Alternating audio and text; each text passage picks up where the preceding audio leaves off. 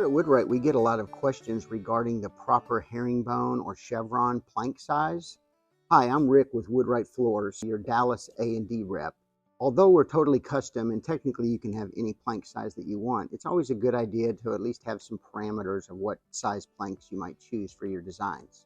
Generally speaking, it's been a practice for several years to create plank sizes that are an increment of the width, such as 3 by 12 plank size for a herringbone floor would be great, or a 4 by 16 or 4 by 20. But over the years, the popularity of wider plank floors, 5 and 7 inch wide floors, have become very popular, and those plank sizes can get a little tricky as they get longer. Maybe a 7 by 35 or a 7 by 42 is a great size for a plank. When you get into the wider planks like that, it's really not as important to do an increment of the width, because it's really more about getting to the proper scale for the size of room that you're doing. You can get away with different length sizes, but the general rule is an increment of the width is always a good place to start. And then keep in mind that the longer the plank width that you ask for, the more waste factor that goes into making that product, so the more cost is going to be involved just due to that waste factor. So you want to keep it at a reasonable size. Usually a 5 by 25 is most common. Perhaps a 7 by 35 is a very common size.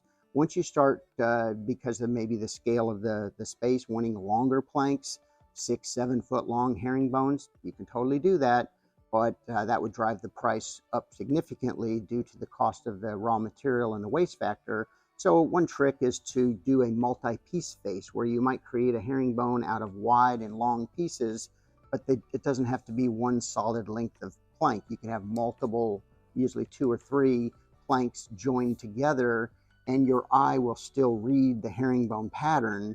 Overall, you won't really even see the fact that they are multiple pieces, and that way you can scale it up and get a grandiose scale of herringbone into a large space without affecting the overall price quite as much. So lastly, another thing to consider might be when you do a pattern floor, such as a herringbone or a chevron, for example, is to consider a border around the perimeter of the room. It gives you an opportunity to lay the pattern as the field, cut it off, and then backfill with a border to the walls, which kind of helps you to center the pattern, and it keeps the pattern from running over into a wall at an odd spot and creating a weird look. So a border can be a single plank board or a 2 plank board, but those border pieces are not necessarily made out of the planks that the herringbone are made out of, right? Because they would all be a single length.